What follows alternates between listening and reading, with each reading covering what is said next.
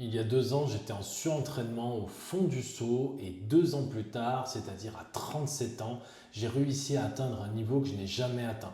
Pour te faire la liste, j'ai fait PR au snatch, j'ai fait PR au clean and jerk, j'ai fait PR au back squat, j'ai fait PR au deadlift, j'ai fait PR au bench press, j'ai fait un PR sur mon 3RM strict pull-up et j'ai remporté les gymnases contest par équipe 2 fois et j'ai fini 7e à la finale des Kanda Shodan dans la catégorie Master 35. Et ça ne tient pas du miracle. Je vais t'expliquer aujourd'hui ce que j'ai mis en place précisément depuis 2 ans, l'analyse et la méthodologie complète qui m'a permis de relancer ma progression. On se retrouve sur mon PC pour que je puisse illustrer mes propos. Tu verras, ce sera beaucoup plus simple et on part sur ce principe fondamental, cette phrase qui clairement a tout son sens dans la réflexion que tu dois avoir si tu as passé 35 ans sur la manière de t'entraîner. Le corps, après 35 ans, ne perd pas sa capacité à performer, il perd sa capacité à encaisser et à récupérer du stress d'entraînement. Le principe clair qu'il faut absolument que tu imprimes, c'est que tu ne dois pas moins t'entraîner, tu dois adapter ton entraînement. Tu dois revoir les choses, mais ça ne veut pas dire que tu dois moins en faire et que tu es sur le déclin. C'est juste qu'il faut revoir la physionomie, l'architecture de tes semaines d'entraînement pour pouvoir justement assumer ta physiologie actuelle et te permettre de continuer bien sûr de performer et ça même au plus haut niveau. Hyper important de le prendre en compte. Et c'est là où on va justement partir sur tout ce qui va être modification physiologique. Et en premier lieu, la première chose qu'il faut prendre en compte, c'est ta récupération nerveuse. Il faut bien prendre en compte que tu mets beaucoup plus de temps à récupérer en prenant de l'âge. Et ça, c'est sûr qu'à partir de 35, 38, 40 ans, on va avoir des process de récupération qui sont beaucoup plus lents.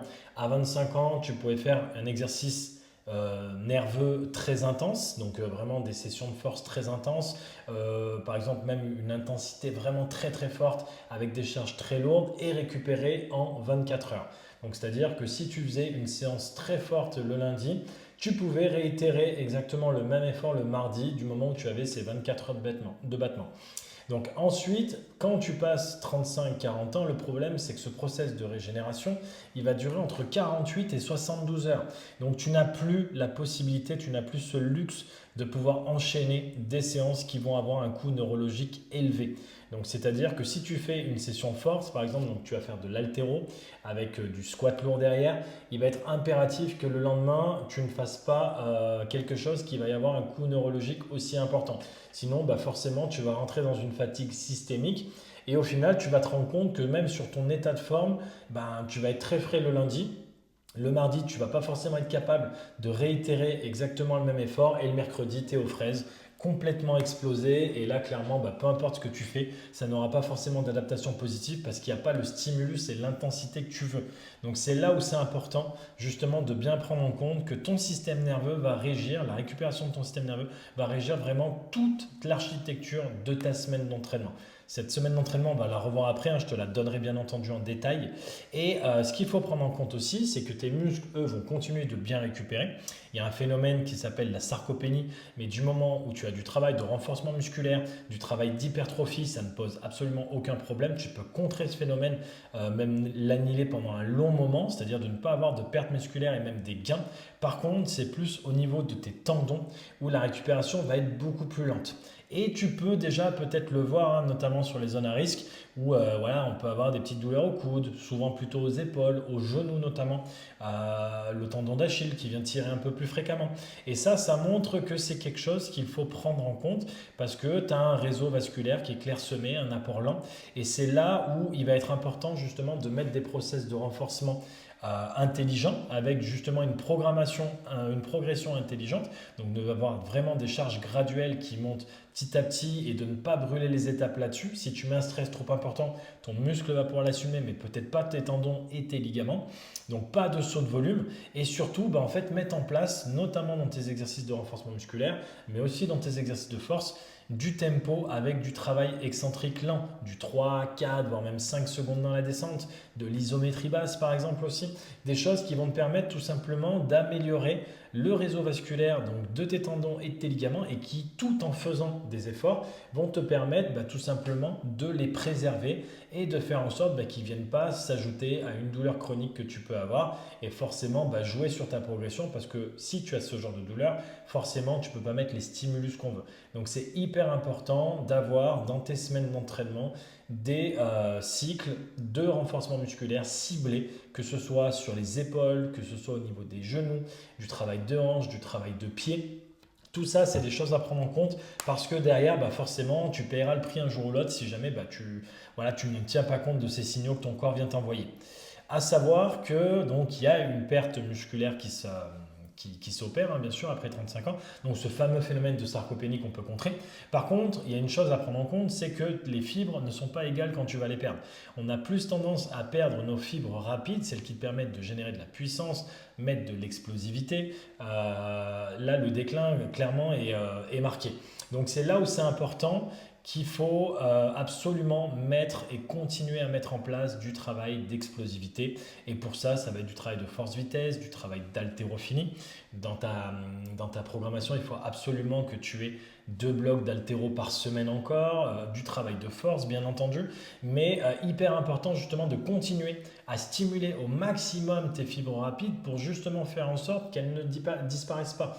D'accord? Donc pour éviter ce phénomène de sarcopénie, il faut non seulement faire du renforcement musculaire ciblé pour faire du travail musculaire, mais aussi faire du travail d'explosivité pour te permettre de conserver tes fibres rapides, conserver ton explosivité, parce que c'est elle le garant de tes PR, de tes records, notamment sur les mouvements d'haltéro qui sont le clean and jerk et le snatch. Si vraiment tu laisses passer ça, tu fais un peu plus de force marquée, type SBD par exemple, du squat, du bench, du deadlift, tu vas quand même perdre ces fibres rapides, donc hyper important d'entretenir ça et avec aussi bien entendu le travail d'explosivité que tu vas mettre en place, que ce soit lors des metcons ou même sur du travail spécifique. Et ensuite, il faut absolument que tu prennes en compte ton environnement hormonal qui est moins favorable.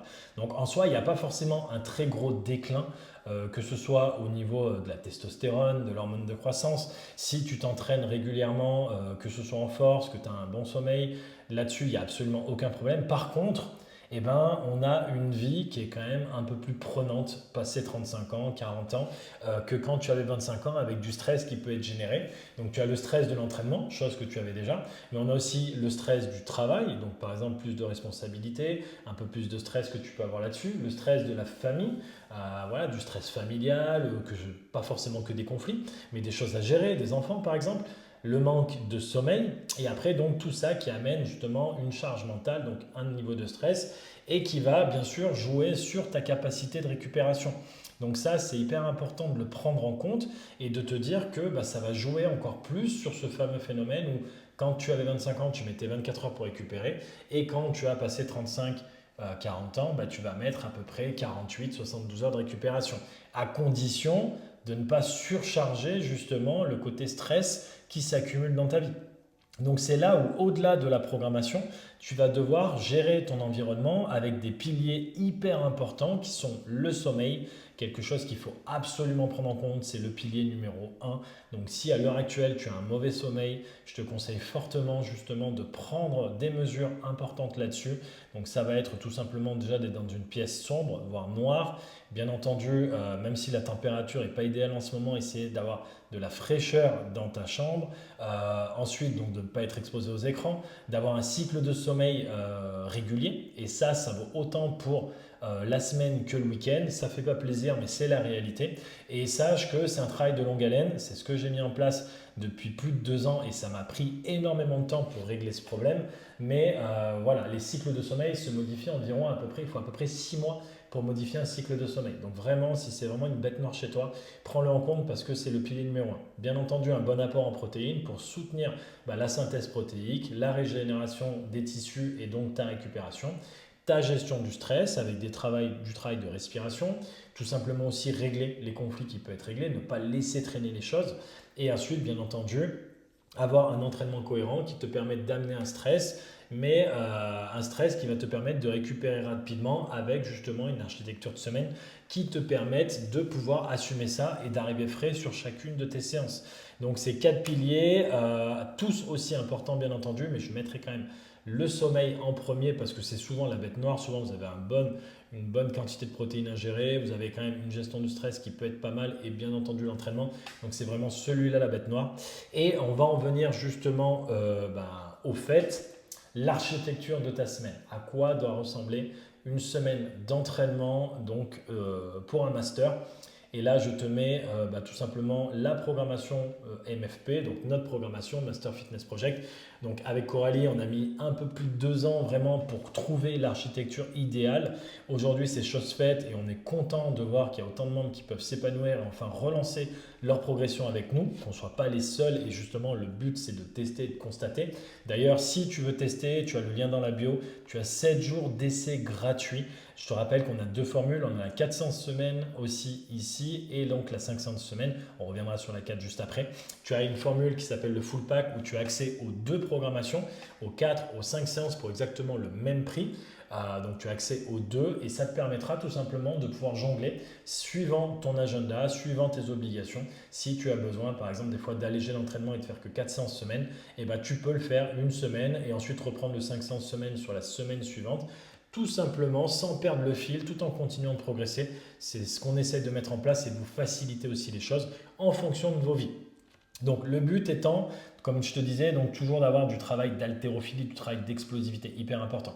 Donc là sur le 500 semaines, tu retrouves donc le lundi et le vendredi. Du travail de force qui va être hyper important, mais toujours espacé d'au moins 48 heures. Donc comme tu peux le voir, on a eu un travail de force sur le bas du corps, donc avec du travail de flexion, notamment des squats le lundi. Un travail de force sur le haut du corps, donc avec du travail donc soit de tirage ou de poussée. Et donc un travail de force sur la chaîne postérieure, donc le vendredi. Donc là, le but, c'est de faire en sorte que tu arrives frais à chaque fois. Donc tu vas faire ton haltéro, ta force, donc après bien sûr on a mis du renforcement musculaire, donc là ciblé sur la chaîne postérieure. Et ensuite donc tu vois que le mardi on change complètement la donne et ça va te permettre tout simplement de pouvoir arriver frais suivant ce qu'on va te demander, que ce soit neurologiquement, musculairement, donc vraiment d'avoir un état de forme optimal pour pouvoir mettre vraiment les bons stimulus à chaque fois. Le mardi, on a des orientations gym et là pour rappel, la gym tu dois la travailler sur 3 axes. Un axe technique, un axe de force avec du travail au poids de corps et un axe donc de capacité qui est de travail d'endurance. Donc vu que le travail d'endurance est très énergivore, on ne le met pas en même temps, donc avec du travail de force et technique le mardi et ensuite donc du travail d'endurance avec des cycles qui vont se répéter, augmenter en densité pour pouvoir t'amener justement une progression. Au niveau des intensités, on va avoir donc 3 intensités pour travailler les 3 domaines d'intensité qui sont le domaine sévère, le domaine élevé et le domaine modéré. Donc ça aussi c'est pareil, ça ne sert à rien de faire 4, 5 intensités semaine. 2 jours d'intensité suffisent amplement parce que justement le but étant, comme je te disais, d'arriver frais, d'avoir les bons stimulus. Et là par exemple sur le Metcon du mardi, tu seras capable de mettre l'intensité voulue. Celui-là c'est clairement du pur crossfit, c'est-à-dire qu'on est vraiment sur du type WOD, type open, qualifieur, compétition. Donc vraiment une mise en condition pour tester ton fitness parce que le Metcon, le WOD c'est un test et pour voir justement où tu en es en fonction des mouvements, en fonction de l'intensité. Et on met en place une architecture de Metcon qui te permet de réellement mettre de l'intensité avec justement des niveaux proposés à chaque fois. Mais le but clairement est d'être sur une intensité très élevée. On tape le domaine sévère, donc tu dois être capable de maintenir une très grosse intensité sur ce qu'on va te demander. Et ensuite, donc du travail de corps où là on va vraiment travailler sur la midline, donc les abdos, donc avec du travail de flexion, du travail de gainage pour renforcer ça. Et ça te permettra bien entendu d'être meilleur sur ta gym, meilleur sur ta réception d'haltéro aussi. Donc voilà, le but étant d'être gagnant à fond. Le mercredi, donc on reprend la force haut du corps, cycle de renforcement musculaire ciblé haut du corps, notamment avec du travail de push-pull, donc du travail de poussée, de tirage, d'apporter de l'équilibre à ton corps, ça c'est hyper important, et te permettre aussi de prendre de la force sur des choses que tu ne travailles pas, notamment des mouvements isolés comme du curl biceps. Et je rappelle que par exemple sur des pull-ups stricts, le curl biceps est acteur du mouvement et si tu ne le travailles pas en isolé, forcément tu ne pourras pas progresser. Il n'y a pas que le dos qui travaille par exemple, donc c'est des mesures qu'on prend en compte. Et en dernier, tu as donc en nouveau un travail de corps, mais cette fois-ci ciblé prévention de blessures. Donc on va travailler sur les épaules, on va travailler sur les hanches, sur les genoux, mais vraiment un travail ciblé pour te préserver des blessures, car ça reste le principal et le premier frein tout simplement de ta progression. Si tu as des douleurs chroniques, si tu viens à te blesser, bah forcément ça va entacher ta progression. Et nous, le but justement, c'est que tu ne te blesses plus, que tu te rétablisses des douleurs chroniques pour pouvoir avancer sereinement ensuite dans ton évolution tout simplement. Donc ensuite on reprend le vendredi donc avec de l'haltéro. Donc si on fait du snatch le lundi, tu peux être sûr qu'on va faire du clean ou du clean and jerk le vendredi. Du travail de force sur la chaîne postérieure. Attention, il y a très peu de personnes qui le travaillent et ça reste clairement un très gros point faible chez la majorité des crossfitters. Il y a plus de 90% des crossfitters qui ont un avant de cuisse, donc quadriceps très fort, et une chaîne postérieure très faible. En plus, on perd de la densité et de la souplesse sur la chaîne postérieure, donc c'est pour ça qu'on la travaille autant sur du renfort ici que sur de la force. Derrière aussi, module important, on refait du renforcement musculaire, mais cette fois-ci unilatéral, avec un ciblage sur le haut du corps, un ciblage sur le bas du corps. Pourquoi l'unilatéral? Tu peux constater, que ce soit lors des metcons ou lors de certains exercices, que tu as souvent des déficits de force, que ce soit gauche-droite ou droite-gauche, peu importe, mais tu te rends compte qu'au final, tu n'arrives pas à exercer exactement la même force. Et ces déséquilibres-là sont les principaux sujets de tes blessures. Parce que si, admettons, que tu fais du dumbbell snatch et que tu es plus fort à droite qu'à gauche, tu vas avoir une compensation. Par exemple, au niveau des hanches, pour pouvoir passer ton mouvement à gauche si c'est ton côté faible. Et ça a un impact significatif. Donc, le but étant de réharmoniser justement ton potentiel de force, de pouvoir amener tout simplement une réduction, voire une annihilation d'une différence de force entre les deux côtés. Et ça te permettra d'être plus performant, de te préserver des blessures et donc de continuer justement ton process de progression. Le samedi, on part sur de la gym en capacité. Donc comme je disais, c'est du travail d'endurance. Pour te donner un exemple, par exemple, on était sur des toast to bar sur ce cycle-là. Donc le but étant d'enchaîner des grandes séries avec, au début, on avait par exemple sur la première semaine 20 secondes non-stop. Après, on essayait de tenir 30 secondes et après 40 secondes. Donc vraiment avec du challenge et du temps de récupération. Donc là, le but étant d'habituer ton corps à gérer la fatigue, à gérer la congestion, à pouvoir assumer des grandes séries de répétitions, chose que tu seras capable de transposer sur les metcons par la suite. Et de là, donc, on reprend le travail d'intensité. On en a fait une le mardi, donc dans le domaine sévère. On en fait une le samedi, donc dans le domaine élevé. Donc là, on va travailler l'endurance musculaire. On va cibler volontairement un groupe musculaire. Je te prends un exemple pareil sur ce cycle-là, c'était les épaules où on avait des handstand push-up cumulés avec du handstand walk. Donc, ce n'est pas chose facile. On reste dans un domaine élevé parce que c'est très puissant au niveau musculaire. On est sur une intensité aux alentours de 80% contre 85-90 ici. Donc voilà, le but étant d'avoir du challenge et de te permettre tout simplement d'apprendre à gérer la brûlure, la congestion, de pouvoir vraiment amener une très grosse évolution de ce côté-là parce que très souvent, tu peux te rendre compte que des fois, ce n'est pas ton cardio qui va te stopper sur les compétitions, mais ça va être ton endurance musculaire qui va craquer, où tu vas congestionner et plus être capable justement d'enchaîner les mouvements et d'être à l'échec. Donc le but étant d'apprendre justement à comment fragmenter mes séries, à comment aller plus loin dans la douleur via ce module-là. Et ensuite, donc, du travail de conditioning, ça peut être du travail de course à pied, sur machine. À l'heure actuelle, on était sur du rameur. Donc voilà, le but étant de faire du travail qu'on arrive sur un domaine modéré.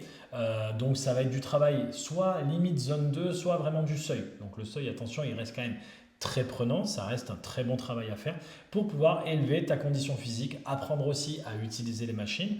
Parce qu'on se rend compte que malgré les années de pratique, par exemple, un rameur, tout le monde n'a pas une très bonne technique sur le rameur.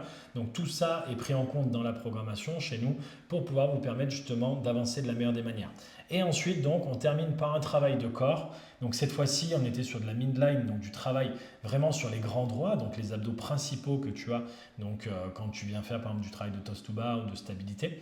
Là, on travaille sur le travail de rotation, donc plus sur les obliques, les dentelés, donc les abdos que tu as sur les côtés qui te permettent de faire tes rotations de buste, tout simplement. Donc pas des choses qu'on utilise beaucoup en CrossFit, mais qui sont hyper importantes justement pour assurer une harmonie et une stabilité. Donc voilà à quoi ressemble une programmation, donc une semaine de programmation chez MFP pour le format 5 séances semaine. Je rappelle, si tu souhaites souscrire et nous rejoindre, 7 jours d'essai gratuit, tu as le lien en bio. Et pour te montrer la contraction donc, du 4 séances semaine, le but étant de reprendre les modules. Donc il y a forcément des choix qu'on a dû faire. des modules qui sont manquants en soi pour pouvoir justement amener l'harmonie. Mais le principal y est, tu évolueras vraiment très bien aussi avec le 4 séances semaine. Par exemple, tu n'as pas le travail de gym technique, chose que tu peux faire seul, ou sinon le travail de force sur la chaîne postérieure, mais tu as quand même le travail donc de renforcement. Donc voilà, le but a été aussi que ça ne soit pas chronophage. Nous, les séances durent entre 1h15, 1h30 grand maximum. On a tous des vies prenantes comme je l'ai énoncé juste avant. Donc le but étant de pouvoir justement vous permettre de continuer d'évoluer. Et en suivant ça, en étant vraiment assidu là-dessus, tu pourras constater par toi-même que tu vas dire adieu à tes douleurs chroniques, que tu ne te blesseras plus, que tu vas arriver frais sur chacune des séances, que quand on va te demander de mettre une certaine intensité, tu seras capable de le faire. Et c'est clairement la clé de ta progression, de la relance de ta progression. Donc vraiment, le mieux, comme je te dis, c'est toujours d'essayer plutôt que de juste écouter, de tester par toi-même, de faire cette semaine d'essai, de voir ce qu'il en est pour toi et de nous faire des retours. On a un groupe WhatsApp, je le rappelle, où tu peux bien entendu converser avec nous, mais aussi avec les autres membres. Et c'est très agréable, clairement, on a une communauté en or et je vous en remercie les membres. Merci pour votre soutien et merci pour tout ce que vous faites, pour le soutien que vous mettez aussi entre vous parce que c'est vraiment une très bonne ambiance qu'on a dans ce groupe. Donc vraiment merci à vous. Et quant à moi, c'est la fin de cette vidéo. J'espère qu'elle vous aura plu, qu'elle vous aura aiguillé notamment sur comment construire votre programmation, comment faire en sorte que votre architecture de semaine soit la plus prolifique possible. Et je vous souhaite une très bonne continuation, plein de beaux PR, une très belle progression. Quant à moi, je vous dis à très vite pour une prochaine vidéo. Salut!